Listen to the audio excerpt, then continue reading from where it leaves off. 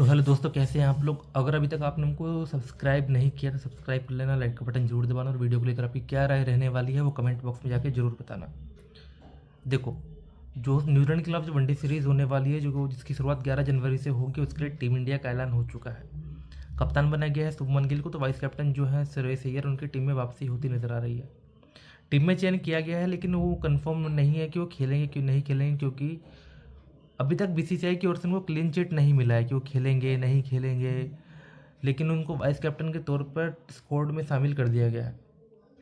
इसके अलावा बात करेंगे हम ईशान किशन को लेकर। ईशान किशन को भी मौका नहीं दिया गया है, तो जो ऋतुराज गायकवाड़ हैं वो भी स्क्वाड में सेलेक्ट नहीं हुए हैं। गायकवाड़ वही है जिन्होंने साउथ अफ्रीका के खिलाफ खेले गए दूसरे मैच के अंदर सैकड़ा जड़ा था, लेकिन इस बार वो जो न्यूजीलैंड के खिलाफ वनडे सीरीज़ होने वाली है उसके स्क्वाड का हिस्सा नहीं होंगे। तो सबसे पहले बात करते हैं कप्तान शुभमन गिल की और श्रेयस अय्यर की। कप्तान शुभमन गिल थे, जो पिछली सीरीज़ में वनडे सीरीज़ में नहीं खेले थे क्योंकि उनकी गर्दन में ऐंठन थी, और इसी कारण के चलते वो वनडे सीरीज़ से बाहर हो गए थे। लेकिन T20 सीरीज़ में भी उन्होंने कुछ ज़्यादा अच्छा कमाल नहीं किया था, और ये भी हो सकता है कि भाई साहब उनको वर्ल्ड कप में ना चुना गया हो, लेकिन वनडे सीरीज़ में उनकी वापसी हो चुकी है वाइस कैप्टन कप्तान के तौर पर। श्रेयस अय्यर की वापसी हो चुकी है। सिडनी में खेले गए आखिरी वनडे मैच में वो चोटिल हो गए थे।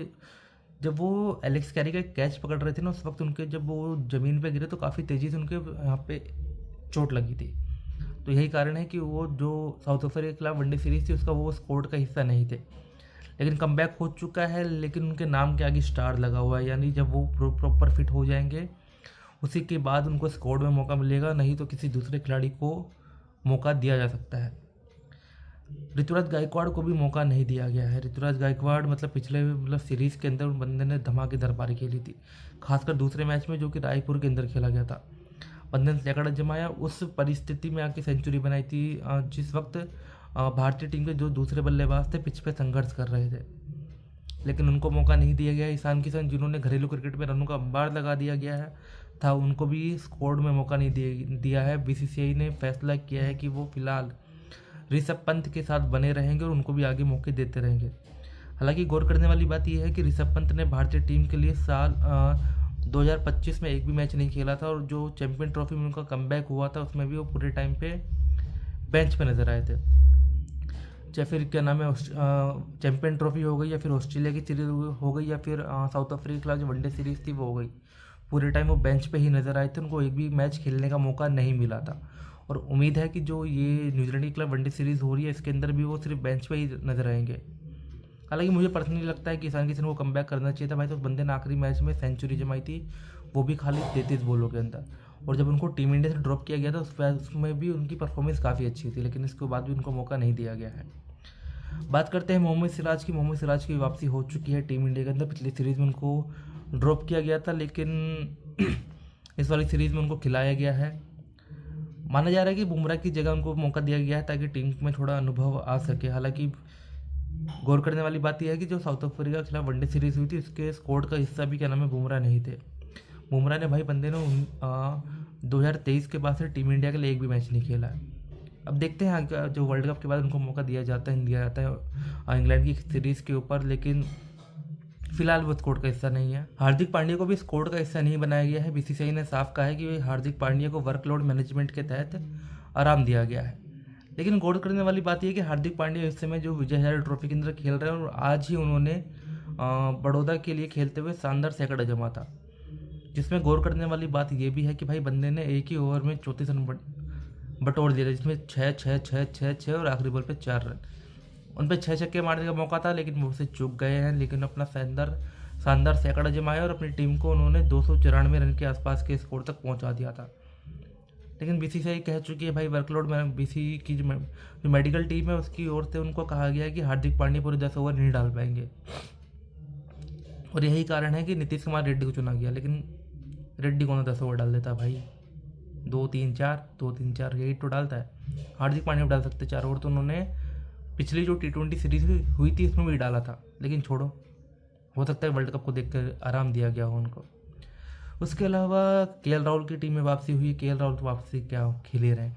केएल राहुल को टीम में मौका दिया गया है। रविंद्र जडेजा को मौका दिया गया है। माना जा रहा था कि अक्षर पटेल हो सकते हैं उनकी जगह पे, नहीं, पर बीसीसीआई ने अनुभव को तवज्जो दी है, ना कि फॉर्म को। प्रसिद्ध कृष्णा जिस बंदे ने भाई पिछली सीरीज़ में रनों का अंबाड़ लगा दिया था बॉलिंग से रन लुटाकर, हालांकि विकेटें ली थी उस बंदे ने, मतलब बट स्क्वाड में रखा गया उस बंदे को भी, ताकि कि जब ज़रूरत पड़े तो अपनी वो तेज़ गेंदबाजी से विपक्षी टीम को मैच जिता सके जी। लेकिन नहीं भाई, बंदा पिछले मैच में अफ्रीका के खिलाफ बंदे ने जो सेकंड हाफ में जब दूसरे स्पेल में जब बॉलिंग करने आया था भाई, तो बंदे ने गर्दा उड़ा दिया था, मतलब विकेट विकेट विकेट विकेट जो मारी थी ना, वहीं से मैच पलट दिया था बंदे ने। हाँ, शुरुआत थोड़ा महंगा साबित हुआ तो ठीक है, दूसरी इनिंग में अच्छी परफॉर्म, दूसरी पारी मतलब दूसरे स्पेल में अच्छी बॉलिंग करी थी बंदे ने। इसके अलावा अर्शदीप सिंह को भी रखा गया है स्क्वाड में बरकरार, लेकिन मुझे लगता है कि उनको आराम दे देना चाहिए था, क्योंकि वो T20 सीरीज़ का भी हिस्सा है, वर्ल्ड कप में भी खेलते नजर आएंगे और वो टीम इंडिया के मेन बॉलर हैं, तो उनको भी आराम देना चाहिए था। बट नहीं, BCCI ने कहा है कि नहीं, हम हर्षदीप सिंह के साथ जाएंगे, उनको थोड़े बहुत मैचेस देंगे। हर्षित राणा को भी दे रखा गया है, मुझे लगता है उनको भाई आराम दे देना चाहिए था। कितने ही रन लुटाएगा बंदा भाई, ना बैटिंग चल रही है ना बॉलिंग चल रही है, विकेट निकाल दे रहा हूँ भाई साहब, मतलब थोड़ा आराम तो बनता था हर्षित राणा का इस बार। लेकिन फिर भी कोच गौतम गंभीर ने कहा होगा भाई साहब मेरे बिना कहाँ ही रहेगा मेरा बच्चा, तो उसको खिला लेता हूँ मैं साथ में, तो जा रहे हैं वो गौतम गंभीर के साथ। इसके अलावा भाई साहब मेरे को स्क्वाड काफ़ी अच्छा लग रहा है, रोहित शर्मा विराट कोहली भी है स्क्वाड के अंदर जो काफ़ी अच्छी फॉर्म में चल रहे हैं। साथ में फिर आपके हो गए तिलक वर्मा को जगह नहीं दी गई है, थोड़ा सोचने वाली बात है। यशस्वी जायसवाल को बरकरार रखा गया है स्क्वाड के अंदर, लेकिन मुझे लगता है भाई अगर आपके पास मतलब शुभमन गिल है तो, और क्या नाम है, फिर अगर आप KL राहुल को खिला रहे हो तो आप मिडिल ऑर्डर में ऋतुराज गायकवाड़ को रख सकते थे, क्योंकि वो ओपनिंग भी कर सकते हैं भाई, मतलब आप उसको किसी भी पोजीशन पे खिला लो, वो बंदा हर बार रन बना के देता है। 60 से ऊपर के 60 के आसपास की बंदे की एवरेज है फर्स्ट क्लास के अंदर, लिस्टे के अंदर। गायकवाड़ को मौका मिलना चाहिए था, लेकिन थोड़ा अनफेयर करा गया है उनके साथ। यशस्वी पे भरोसा जताया है BCCI ने, कोच गौतम गंभीर ने, कप्तान शुभमन गिल ने।